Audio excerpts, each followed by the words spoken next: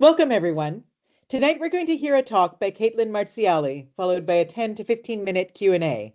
Please use the chat function to ask questions.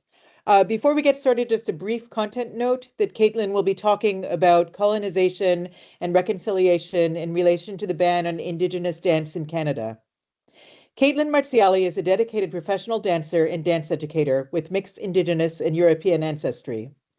A proud member of the Taykwa Tagamou Nation in North Ontario, she is pursuing her master's in Canadian and Indigenous Studies at Trent University, focusing on comparisons between classical ballet and powwow dances.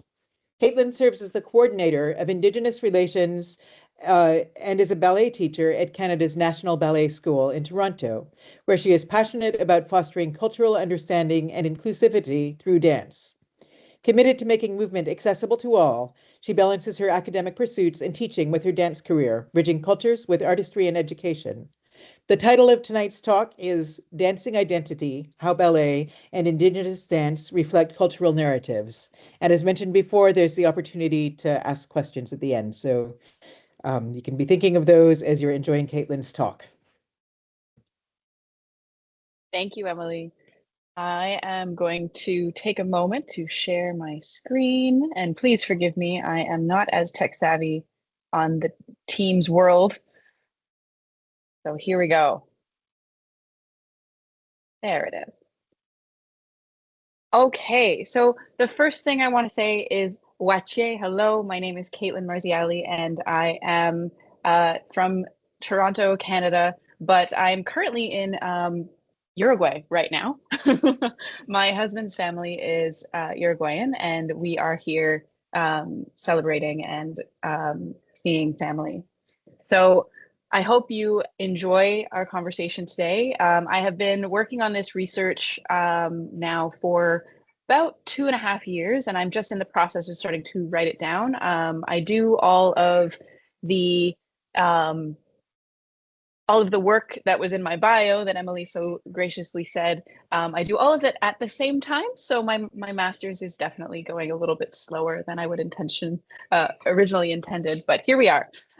So first things first, a very important aspect of identity in any situation is setting up some context. So the very first thing is Wache, hello, my name is Caitlin, and I am a mix. I am what happens when colonization happened in Canada. My ancestry from the European side is German, English, and Scottish.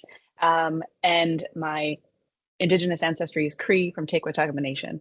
And my family didn't know about its Indigenous heritage when I was a baby. My dad found out when I was 5 years old. And that was simply because my grandmother was so badly teased as a youngster that she didn't want her family to experience the same thing. So she pretended she was Italian and lied about her heritage, which I now look back on and can kind of laugh at, especially because, as you can see, my last name now is Italian because of my husband's family having Italian ancestry. So Toronto is on the traditional territory of the Haudenosaunee, the Wendat, and the Mississaugas of the Credit, as well as many other First Nations communities. And it is a diverse group that live there now that make up all kinds of different identities. Here in Uruguay, it is the traditional territory of the, oh, hold on, I need to remember. I need to check my notes. So it is important to always check your land's Indigenous heritage. Now, for example, if you are from, well, I'm looking this up. If you're from somewhere that doesn't have the same amount of colonization or the same impacts of colonization, then you may not know, or you may be the people of that land.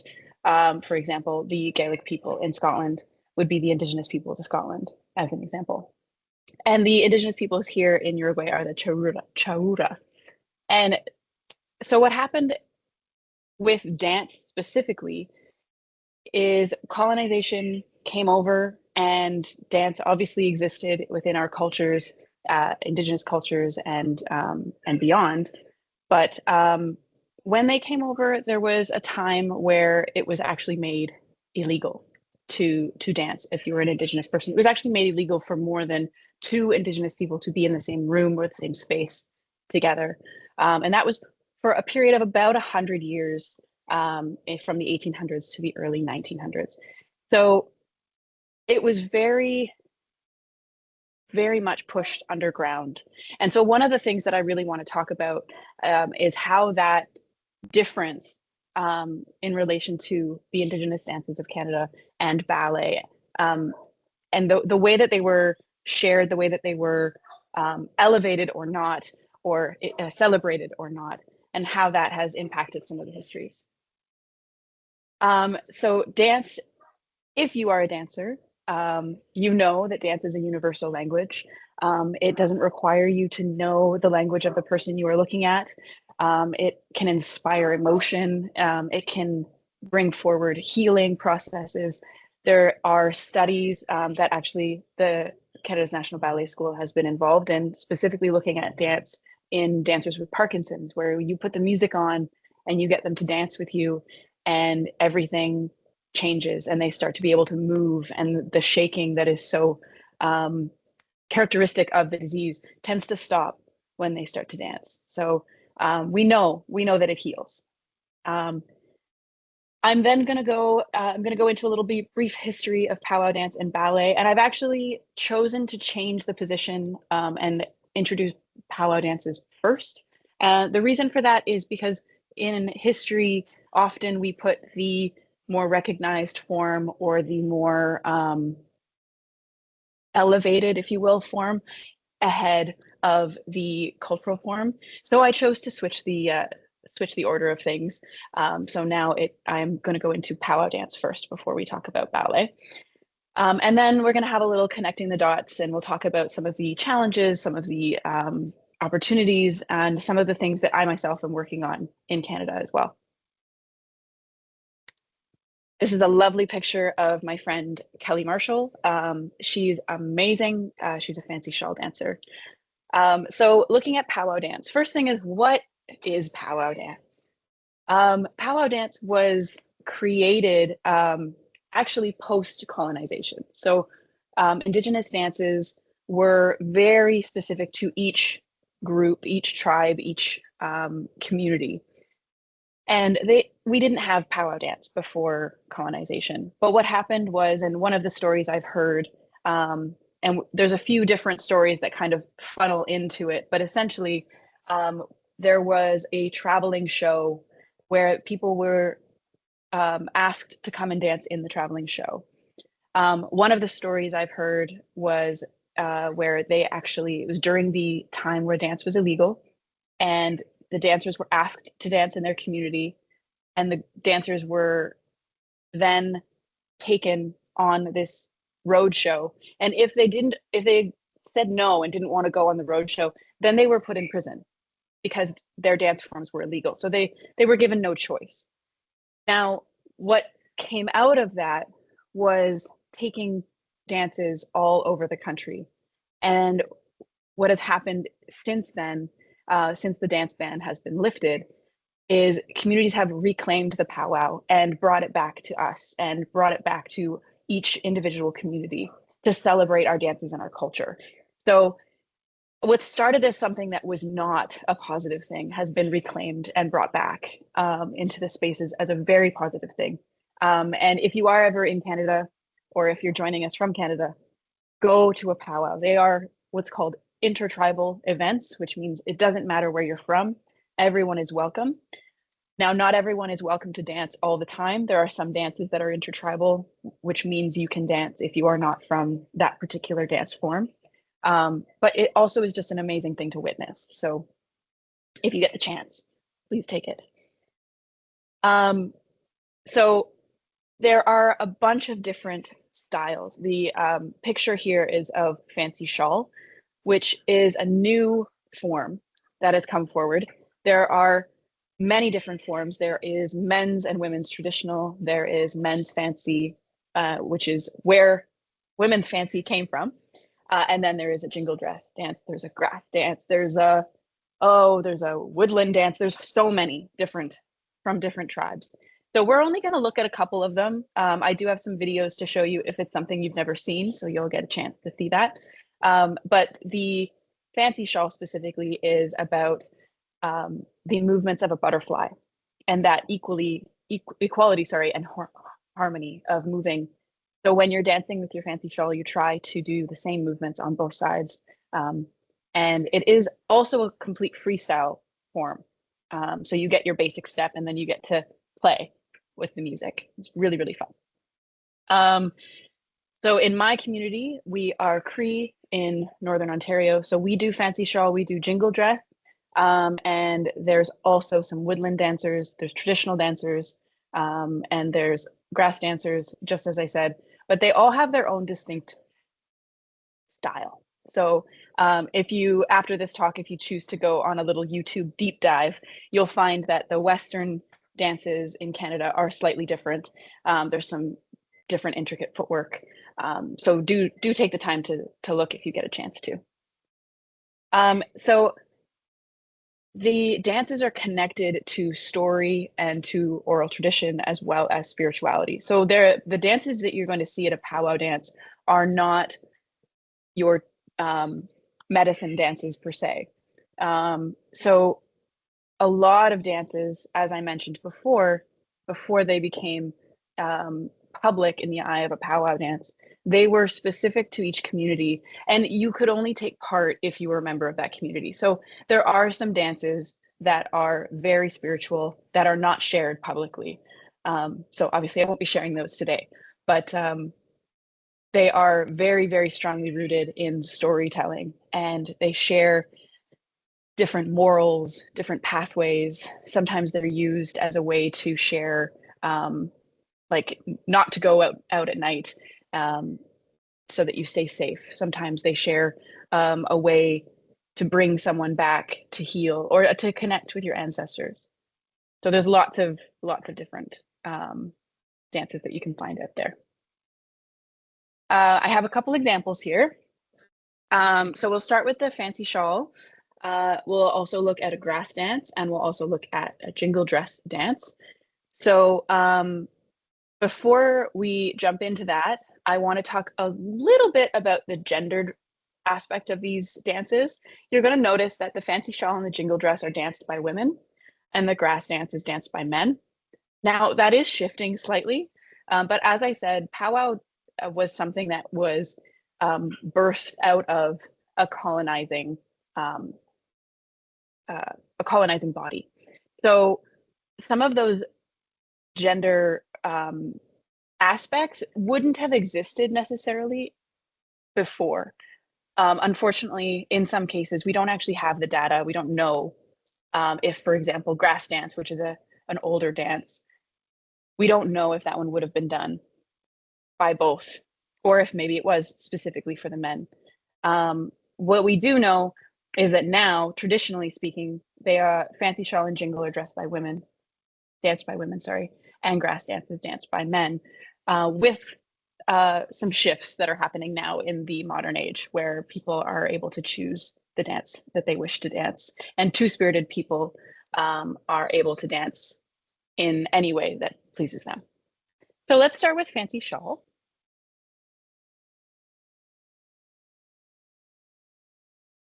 I just realized I may have made a mistake. Aha, I think I fixed my mistake. Emily, can you give me a thumbs up if you can hear this?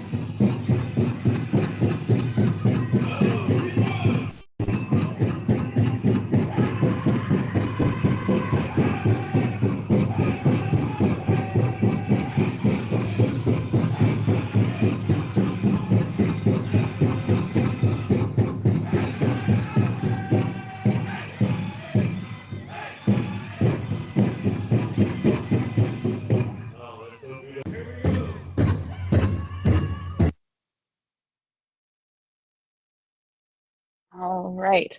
So as you can see, the dancers were throwing their shawls around, and the fringe on the end, the idea is to kind of flick it a little bit as you're moving. So you can see some of them were really throwing it and others weren't. Like I said, this is a freestyle form. So you have the basic step, which is called the 1-2.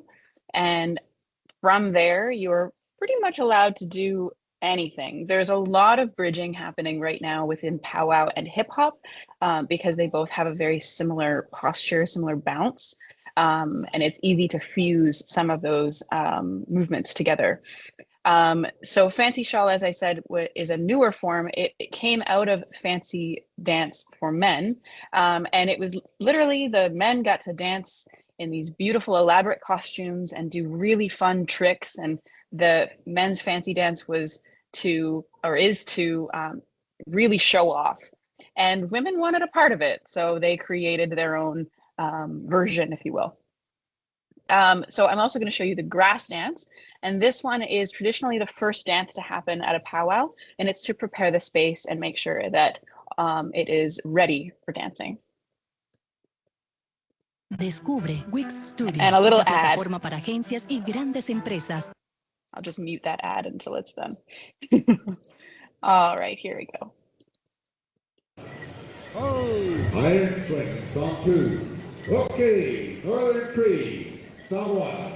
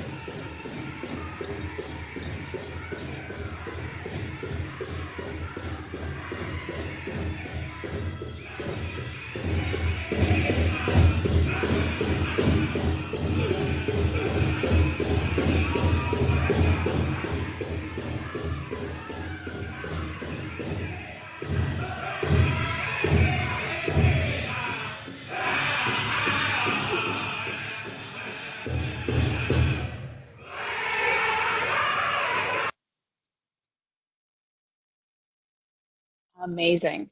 So as you can see, slightly different style. If you were watching the footwork, you'll see that the basic step is very similar. It still has the 1-2 step is a step on it and then body weight. So you touch and then step, as opposed to the usual step to the side, step, touch that you may do when you're going out on a Friday night. This one goes touch your foot down, then place your body weight on it, touch your foot down, then place your body weight on it. And the grass dance specifically is to flatten long grass. So they would enter the space before they had these beautiful spaces to dance in. They would enter the space and it wouldn't be yet prepared for dancing. So the grass dancers would go out first and their dance flattened the grass to make the space ready. All right, so we'll look at one more. And like I said, there's so many of these different styles. So please feel free to go on a little deep dive on YouTube afterwards and check out more options. The jingle dress dance is one that is more from my people or from the Anishinaabe people from Southwestern Ontario, that area. And it's actually a newer dance from the early 90s. And the story of this one is a man had a dream while his daughter was sick. And the dream he had, a woman was wearing a dress with a bunch of cones that were jingling and making noise. And the dress healed his daughter. So he woke up and he made the dress. And then he had a healer dance in it, and it did indeed heal. So the dancers who are jingle dress dancers are sacred dancers. You are at a powwow. If you're at a powwow, you are able to ask to offer some tobacco to a jingle dress dancer to have them pray for a loved one who may be ill. So very, very special, very integral part of the community. It's also a beautiful, beautiful sound. Hopefully no ad this time. So you tried learning Darn. a language. Darn. I'll wait for it to go through. Aha, there it is.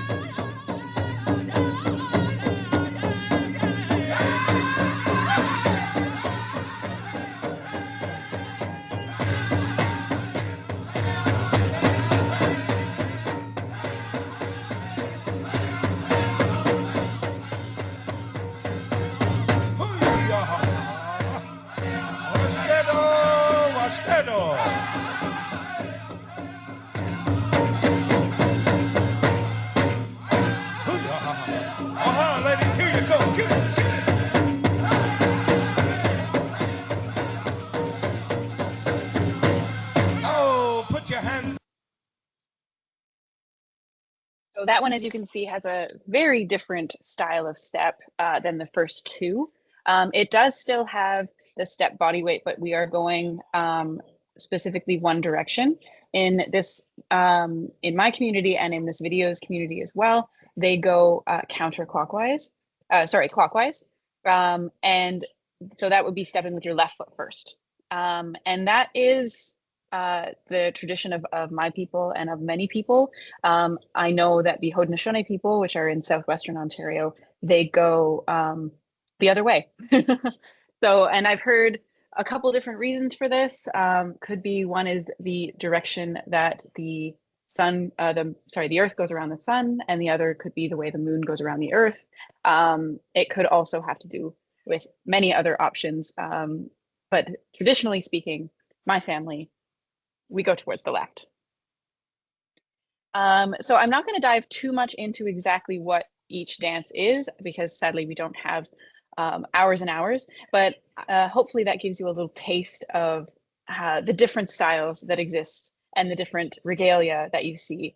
The outfits that we wear in powwow dance and Indigenous dance are called regalia, not costumes. And it's because they are sacred to each person. Their identity is connected to their regalia. And often the dancers either inherit their regalia from family members, or family members make it for them, or they make it for themselves. So all of these things are handmade. There is a little bit now more people that are creating things for others where you can buy regalia if something like, if you're reconnecting like myself and you don't have someone who can make you regalia, or you don't have someone to teach you how to make your own. There are options for people now, but traditionally speaking, they were handed down through family or made for you. So they're very, very special pieces. All right, I'm shifting over to ballet for a moment, and that's just a picture of me. So we're going to talk about ballet's historical perspective just slightly. Ballet is much more known in the world because of its elevation to this regal aspect, and that is for a very good reason.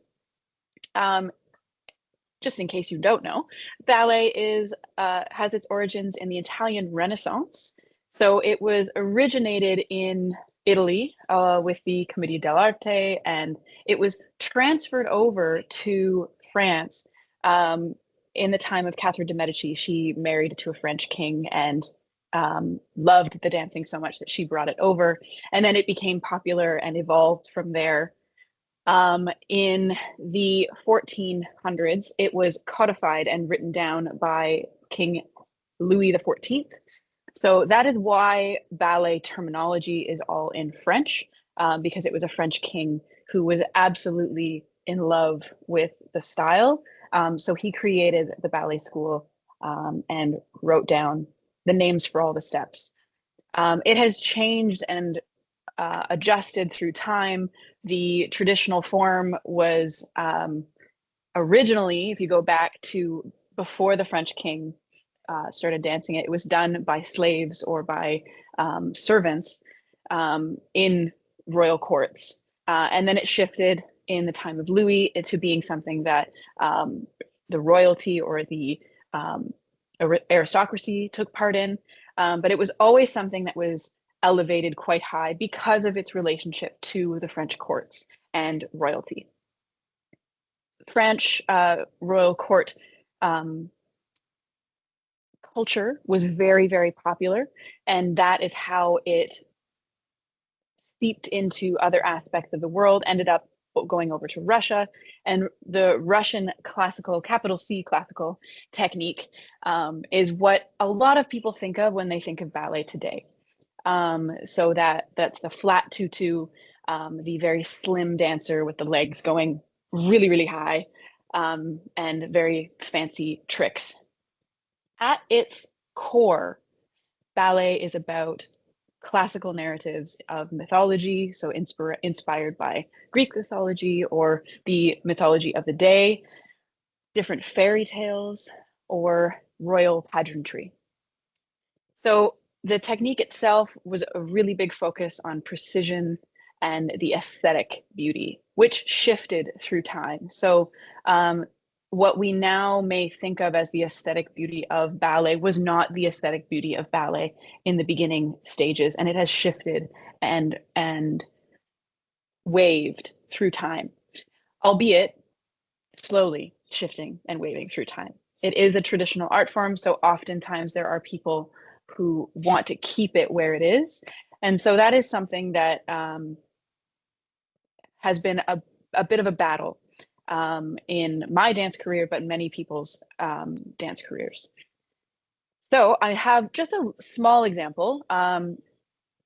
Lots of examples of ballet, of course, online, but I wanted to show you the royal pageantry section, because oftentimes when we go to see a ballet or we think of ballet, we don't think of that aspect of it. That's kind of a washover storyline part, when in fact, that is one of the most historical aspects of the art form.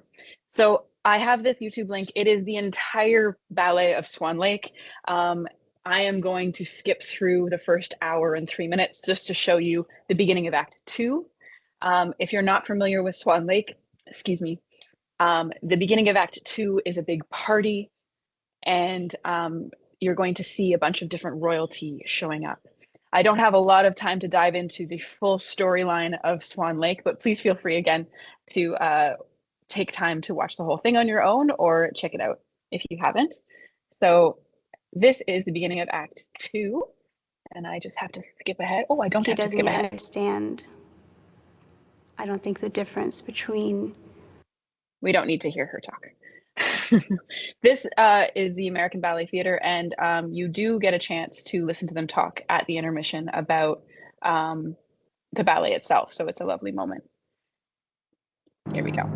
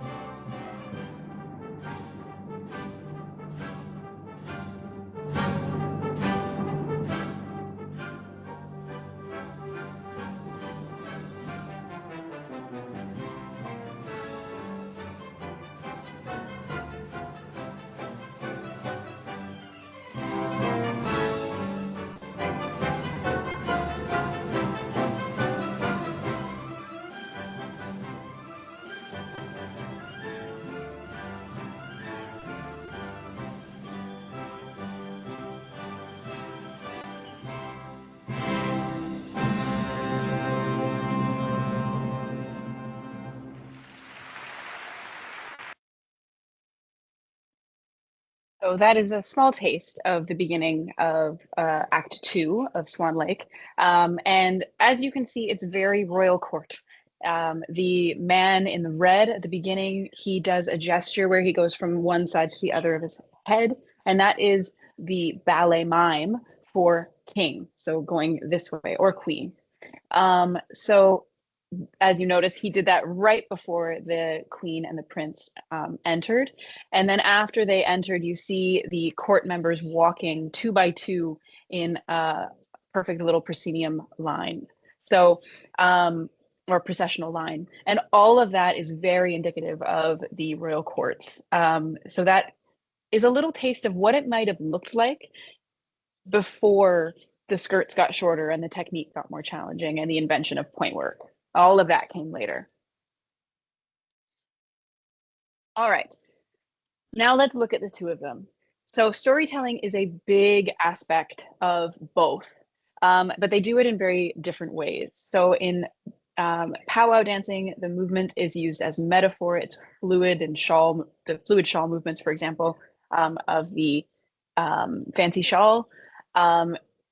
Oftentimes there's an overarching story embedded in the dance, but the dancing itself is not telling a story from beginning, middle, and end. Whereas in ballet, choreography is used as a narrative.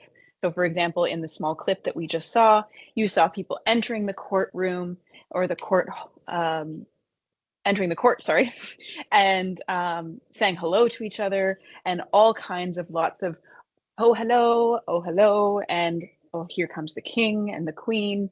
All of that is to tell the story. And there's all kinds of ballet mimes. The example here for Giselle, if you have never seen Giselle, it is amazing. Please do take a look at it. But Giselle tells the story of a young woman who just loves to dance, but has, whenever she dances, she gets quite weak. And then she ends up dying at intermission. No spoiler alerts, not the ending. Then the second act of the play is her in the afterlife. And it's a story about love and tragedy, and it tells all of that through over the course of the movement with no words necessary. Whereas in powwow dance, you will see the inspiration, but you won't necessarily see the archetypes of a traditional story being done within the movement. The costumes are elevating that storytelling level in ballet. For example, in that act 2 that you saw, they were all wearing things that made them look like members of the royal court. And then if you are familiar with Swan Lake, you'll know that in the swan sections, the dancers are in the more classical flat tutu that we think of when we think of a ballet dancer. And in some cases with ballet, the music came first, but in a lot of cases, they were built together at the same time. In music for powwow dancing, it is almost exclusively a drum and vocals. Sometimes the vocals are words, but most of the time they're what we call vocables, which are sounds. And it's a very emotional sound. It's meant to be that loud, emotional, impactful feeling that you heard in the videos. The regalia, as I mentioned, is very personal to each dancer. So unlike ballet, it's rare that you would see a group of powwow dancers all wearing the same regalia. That's a very rare thing to see. In fact, the only time that I've seen anything like that happen is in something that's more modern, where they have blended powwow forms with either modern dance or hip hop. So that's something where there's a blend that's happening. In the traditional forms, they don't have matching outfits. In terms of themes, ballet themes are very stereotypical. I like to think of the Greek theatrical archetypes that exist, and that's kind of where ballet is coming from. And I added the human condition here because now currently more ballets are being created that are about people that are not royalty. That being said, things like love and loss are something that no matter your social standing, every human being experiences it. So there are aspects of the human condition being pulled in to the storylines. For example, the Nutcracker, it is specifically looking at the wonderment of children and what that imagination can do. The second act specifically. And then the themes in powwow dance are specifically about spiritual connectivity and connection to community. Dancing together is something that you do from a very young age. If you think back to the powwow videos that we viewed today, there was no age of the people on the in the circle. There were older people, younger people. There were, I think there was a really young jingle dress dancer I saw there, all the way up to an older dancer. And the idea is that everyone dances together.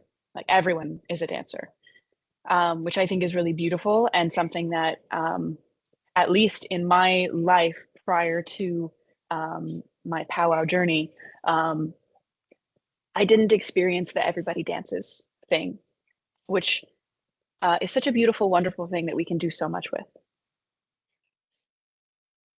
So bringing it to its similarities. So they both convey histories and shared community values through nonverbal expression. Now, remembering that a community value of ballet is that regal court life. That's something that the way that you hold your posture, that is something that was held very, very high in their standards. And that's why it's expressed through ballet. I think sometimes we forget that ballet has that history, has that community value instilled in it, even though it has become something different and has shifted through the years. At its core, it has that history. And then the role of music in both enhances the narrative. A jingle dress dancer without the drum is a very different experience, just as a ballet without the orchestra or without the piano would be. In both cases, it is possible to have the dancing happening without, but it is very much a partnership in both cases that really elevate each other. One without the other just wouldn't quite feel as impactful. And as I mentioned, they both have deep ties to cultural identity and heritage. We see more of that cultural identity bleeding through in powwow dance. And my hypothesis here is because of the dance being made illegal for so long in Canada, that it went underground and was, and that kind of served as a preservation tool, for lack of a better way of thinking of it. Whereas ballet was elevated to this high level and done all over the world and celebrated, it had the opportunity to shift and change and evolve from its original version. Now, powwow dance has evolved and is evolving, and definitely evolved within those times that it was illegal. But I feel that it didn't get the chance to evolve in the same way because it wasn't celebrated. It was shoved away and pretended it didn't exist. There's actually a letter in which a Hudson's Bay person is saying that you can't let them dance, essentially. If they dance, they will have too much connection to their culture and their identity, and our plans will be foiled, if you will.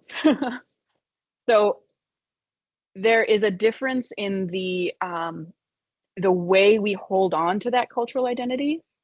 In ballet, there's a little bit of resistance, or there's, depending on where you do ballet, but there is some resistance to where changes can happen in certain communities. And then in others, it's, nope, let's change these aspects of this art form. These particular things are no longer relevant to our current cultural climate. We need to shift and bend. Whereas with powwow dance, the want and the need to hold on to that identity and to hold on to the traditional aspects of the dances feels much stronger because it was something that was stripped away for so long. So they both have that strong hold in that heritage, but I feel that powwow is holding on stronger because of the trauma that was experienced by its people. The performative elements, as you saw in both, one of them is a stage performance and the other one is danced in a circle. So they have different ways of performing, but the idea is in every case to evoke an emotion or a feeling in the watcher. And I think they both do that very well. Differences, some obvious ones.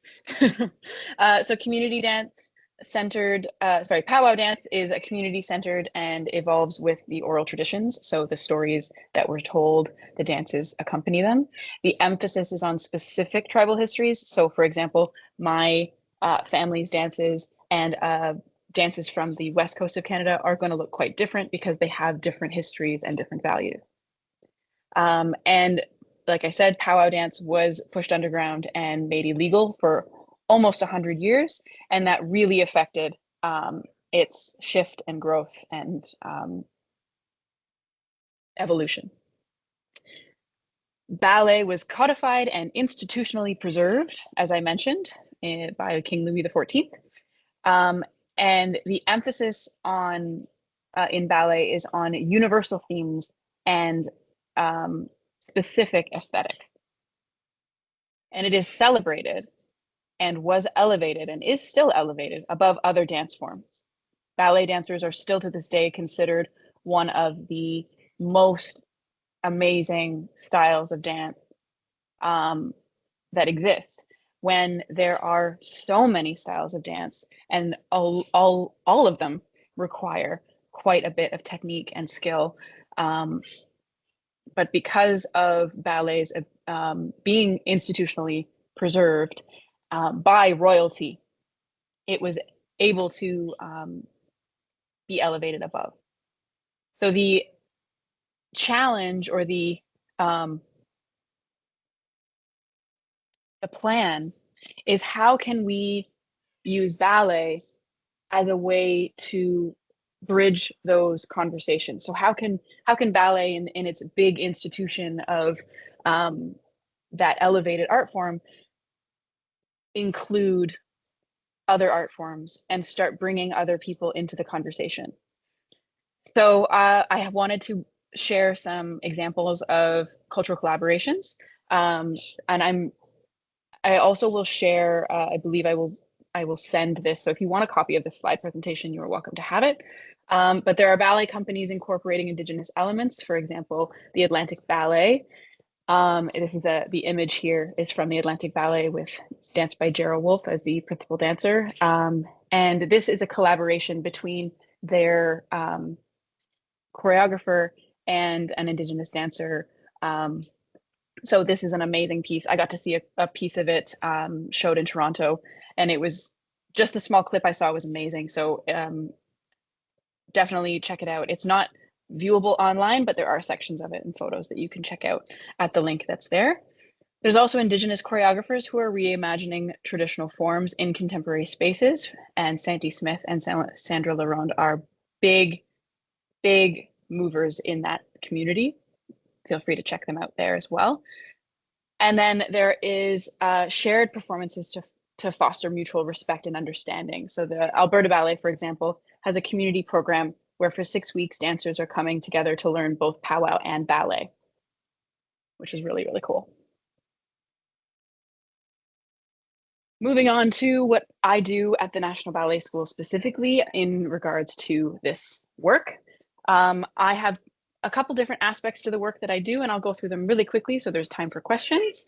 I work in communities, so I go into Indigenous communities with permission and with an invitation, and I share dance. What we do when we're in community is we don't do specifically ballet.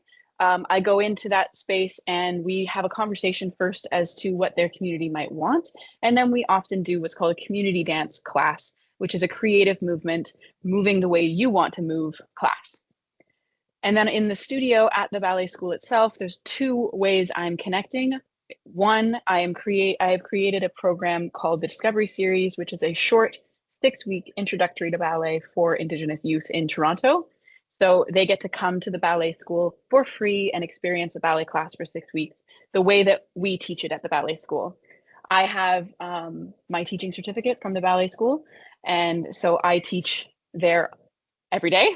And so now it's an opportunity for them to come into the space, experience the space, and feel safe in the space, with the hopes of igniting that flame and pulling some people in who would like to be involved. And then past that, if they want to be involved and they need support, that's what I'm there for. So any Indigenous students at the school, whether they be in our recreational program or our professional program, they can reach out to me for assistance if they'd like. The ballet school specifically has been making connections with Indigenous choreographers. A piece that you can check out, sections of it online, is a rise, and it was choreographed on all of the students at the ballet school. So there was like 150 students on that stage.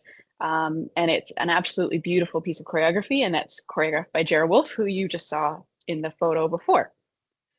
And the future, I'm not sure where we're going next, but my personal goal is just to continue to engage with Indigenous communities. The ballet school has also now put together a Indigenous advisory committee, which is for Indigenous artists from Toronto and the area to advise on different aspects of the school. And the hope is that that will help moving forward. Last little piece is dance can be a medium for these difficult conversations. It can be a space for mutual respect and co-creation, and it can inspire new generations to really move forward and create in different ways. And I think that's extremely, extremely important. I would like to, I have my last thing, and we've already talked about a lot of these ones. So we'll dive into questions, and I'll leave this slide up. But before we dive into questions, the biggest challenges that this has been facing, or I have been facing and others have been facing, is misrepresentation and cultural appropriation.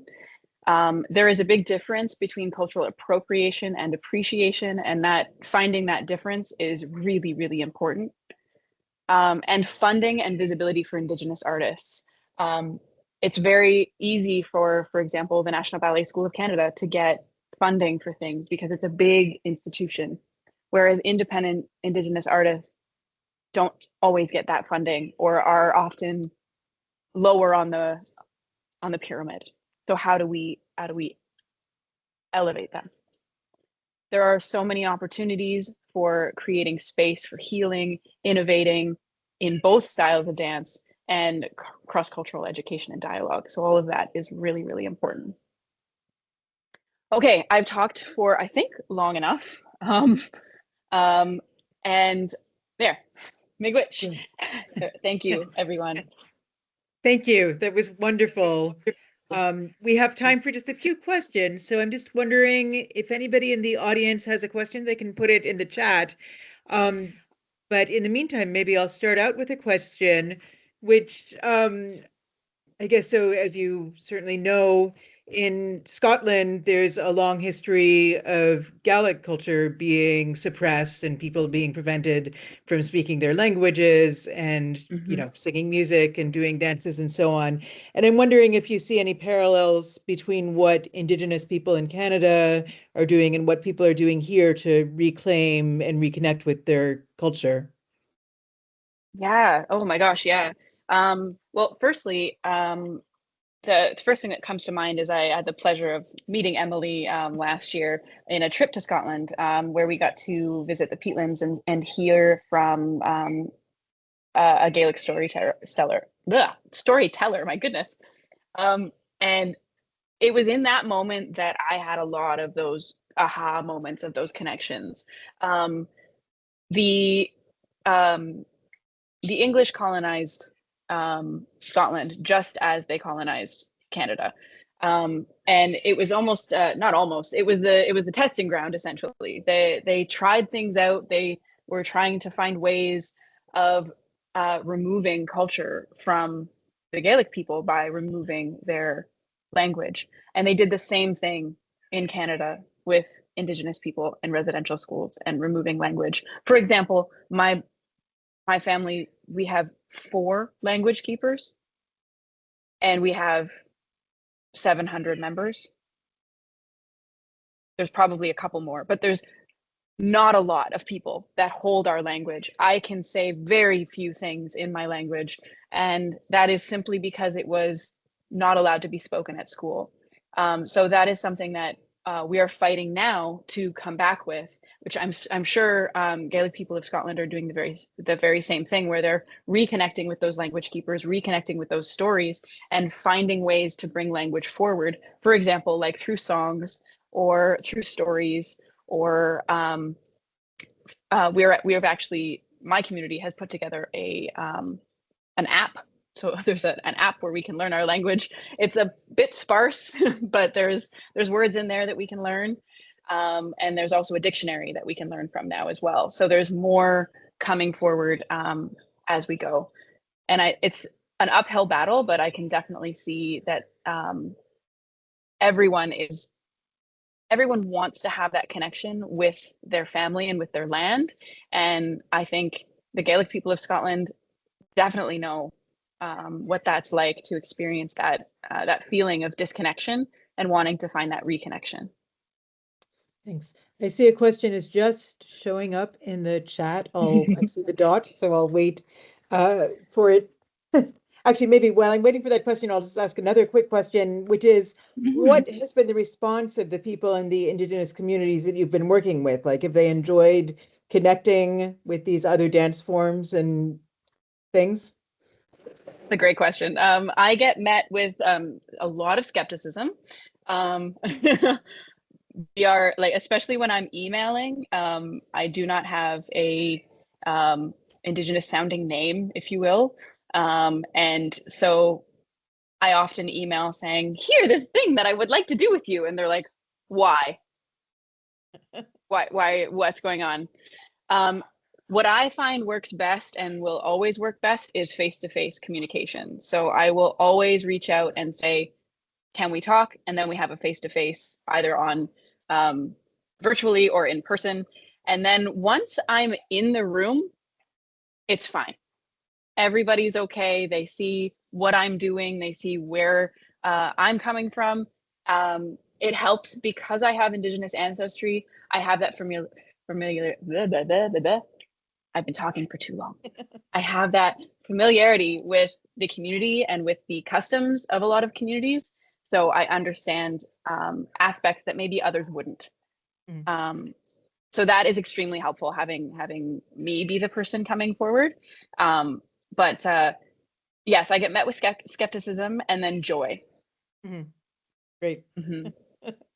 There's time for just one more question, which is here now. Do you have any reading recommendations around misrepresentation and cultural appropriation in dance? Dance specifically, that is a bit of a slim pickings. You can find, let me just make sure I'm telling you the right names of things here. There is Tara Browner. She wrote a book called The Heartbeat of the People, Music and Dance of the Northern Pow Wow. So that one is specifically about the US and Canada, not just Canada. She is more looking at the techniques of things, but she does dive into the history of it and what can be done in the future. Another good one is, oh my goodness, her name has just left my brain. If the name comes to you after, you can always send it and I can send it out to people who want it. Yes, so, I will do that. The name of the book is Our People Have Never Stopped Dancing. And that's a big one. The book is in my office just over there right now. I just can't remember the name of the author. Right. Well, I think we're just coming to the end of our time. So thank you very much for a wonderful talk. And just to let everybody know, there's another talk next week with Jess Thorpe, giving a talk called Beside Me, Making Theater with Dads in Prison and Their Children, which will be chaired by Rachel Drury. So hope to see you next week.